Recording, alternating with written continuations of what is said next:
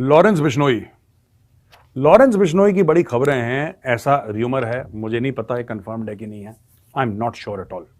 तो मैं आपको पहले केवियाट दे रहा हूं दोस्तों, I am telling you on your face, I don't know, लेकिन मैं र्यूमर सुन रहा हूं कि एक दो और लोगों को इसने तैयार कर रखा है कि और एक दो खालिस्तानियों को टपकाओ।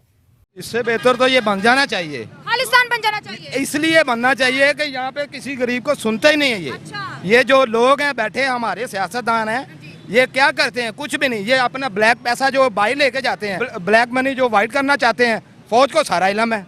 फौज जब कोई भी आता है उसके सामने डाटा कर देते हैं, जी हम आपने हमारी मर्जी से चलना है। ये लोगों के ये फौज के काने हैं, पैसा किधर गया है इधर का, पाकिस्तान का।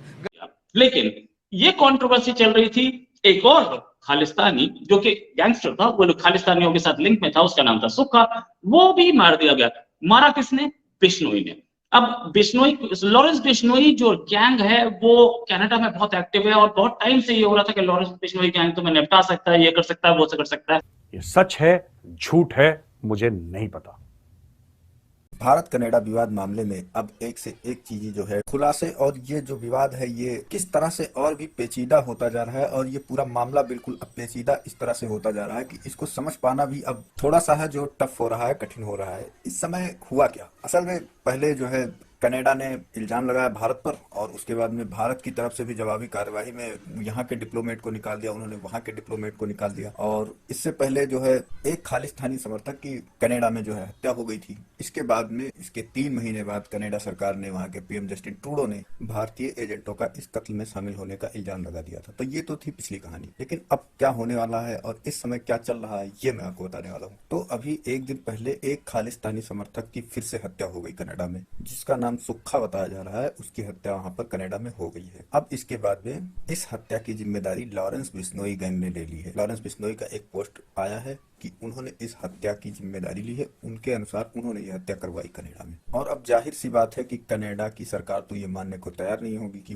वो हत्या लॉरेंस बिश्नोई ने करा है। वो तो सीधा सा इल्जाम अभी भी रॉ एजेंट पर ही लगा रही है। लेकिन अब इसमें जो है एक गैंग वॉर एक तरीके से छिड़ चुका है, यानी कि एक गैंग दूसरे गैंग को खत्म करने पर तुली हुई है। और लॉरेंस बिश्नोई का गैंग खासकर अब खालिस्तानी गैंग को निशाना बना रहा है और उसको खत्म करने की ओर बढ़ चला है। और यही कारण है कि लगातार लॉरेंस बिश्नोई इस पर अपनी निगाहें गड़ा के बैठा है, और वो एक एक खालिस्तानियों को, जो कि भारत सरकार की लिस्ट में शामिल है, लगभग 40 से 42 एक लिस्ट जारी हुई है जिसमें 40 से 42 व्यक्ति जो खालिस्तानी हैं और जो कनाडा में पनाह लिए हुए हैं, उनकी एक लिस्ट जारी हुई है। और हो सकता है उसी के मॉड्यूल पर वो खालिस्तानियों को निपटा रहा हो। तो अगला नंबर जहां तक है संभवतः पन्नू का ही होना चाहिए। और फिलहाल पन्नू अभी छिपा बैठा है और घबराया हुआ है, तो वो अभी निकल नहीं रहा है। बस वो धमकी दे रहा है वहां से, कनाडा से बैठकर भारतीय लोगों को और हिंदू कम्युनिटी को खासकर। अब फिलहाल लॉरेंस बिश्नोई तो एक गैंगस्टर है, तो उसका सपोर्ट करना उतना ठीक नहीं है, लेकिन फिलहाल वो भारत के लिए एक समझ लीजिए बहुत अच्छा काम कर रहा है और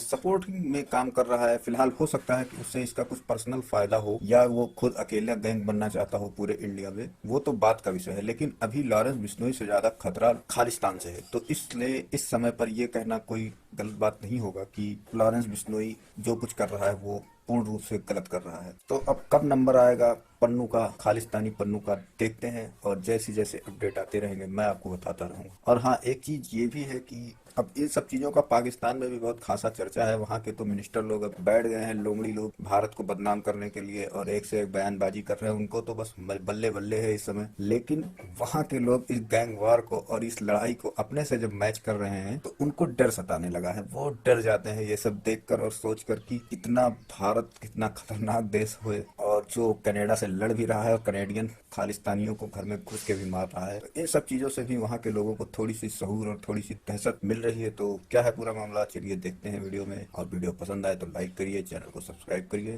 मैं वायलेंस को कंडोन नहीं करता। मैं नहीं चाहता कि कोई और खालिस्तानी टपके। वैसे लिस्ट भी लीक नहीं होनी थी। लिस्ट लीक किस लिए की गई कि बिश्नोई भाई देख ले ये सारे हैं, अपन भी कर रहे हैं काम में। अच्छा, ये पन्नू का टन्नू कब तक बन जाएगा? मुझे दिल से बहुत बुरा लगता है, and I hate violence of all kinds. But ऐसा सुनने में आया है, चैटर मैंने सुनी है थोड़ी थोड़ी, कि एक दो और खालिस्तानियों, ये जो वहां पे हैं, ठीक है, they are in target and they are saying कि हफ्ते 10 दिन की बात है, एक और खबर पता लग जाएगी। गरीब आदमी पिस रहा है। आप फौज की बात ना करें, आपको पता है बड़े मुश्किल है, मैं नहीं चाहती कि आप किसी मुश्किल में फंसे। मुश्किल में क्यों ना फंसूं, ये मुश्किल ही है, इससे ज्यादा कोई मुश्किल है हो सकती है। ज्यादा 80,000 पाकिस्तानी दहशतगर्दों के हाथ जो है शहीद हुए हैं, जी। लेकिन हमारे अंदर ये जज्बा क्यों नहीं आया? ये जज्बा आ ही नहीं सकता, ये मरी कौम है, ये मर गई है कौम। जो सूखा था वो उसको तो ज्यादा क्या, उसको भेजना था ऊपर सूखा सूखा है, लेकिन वो गीला करके भेजा उसको।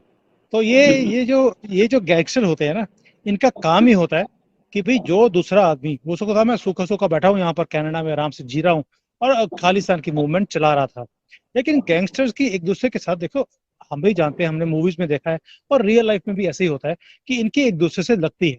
मैटर हमारा मैटर नहीं है, हम पाकिस्तानी हैं और हमें सबसे पहले अपने आप को देखना है, पाकिस्तान को देखना है। हमारे बहुत सारे मसाइल हैं और अगर हम दूसरों के मसाइल में इंटरफेरेंस करेंगे तो उसका हमें कोई फ़ायदा नहीं है। हम अपने मसाइल को, अपने इश्यूज़ को देखें।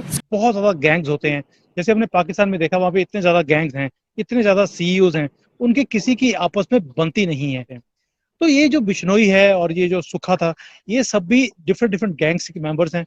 भाई उन्होंने एक दूसरे को निपटा दिया तो क्या गुनाह किया? मैं ये क्रिटिसाइज कर रहा हूँ इस्लामिक रिपब्लिक ऑफ पाकिस्तान, और ये पाकिस्तान, ये भी फारसी का वर्ड है, अगर हम हिस्टोरिकली देखें, पाक जगह, ये ना पाक जगह है, ना इस्लामिक है, ना रिपब्लिक है।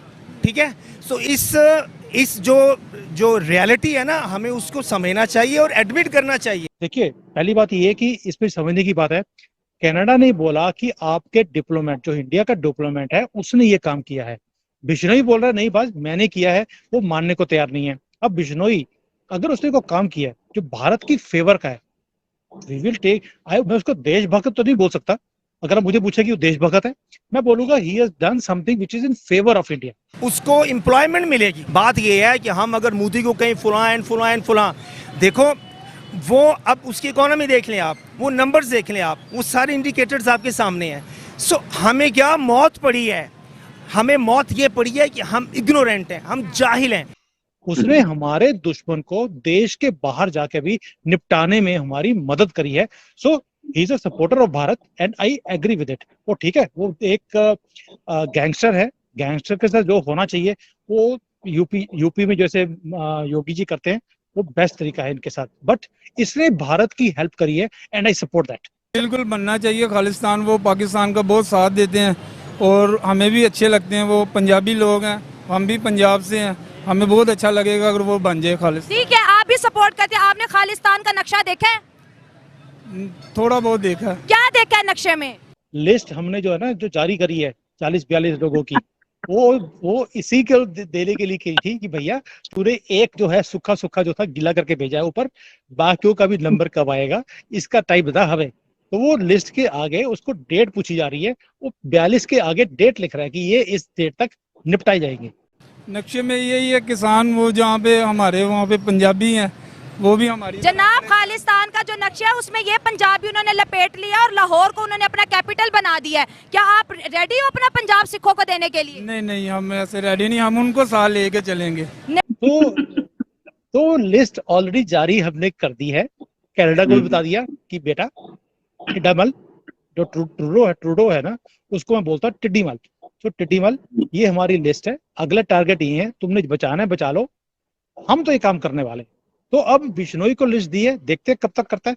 नहीं, उनको वो तो कह रहे खालिस्तान बनेगा तो अपना पंजाब भी जाएगा, फिर हमारे पास क्या रह जाएगा? सिंध रह जाएगा, खैबर पख्तूनख्वा रह जाएगा और पंजाब तो चलेगा बलोचिस्तान में। वैसे आपको पता, बलोच कहते हैं हमें आजाद करो, क्या करेंगे? हमें तो नहीं सपोर्ट करना चाहिए भाई, हमारे तो खुद के पंजाब को खतरा है। लेकिन हमारी हुकूमतें भी तो ये नहीं ना चाहती कि हम भी जिंदा रहें। मुझे मालूम है कि जो हमारी होम मिनिस्ट्री है उसके पास डेट्स आ चुकी हैं, कब तक ये काम हो जाएगा।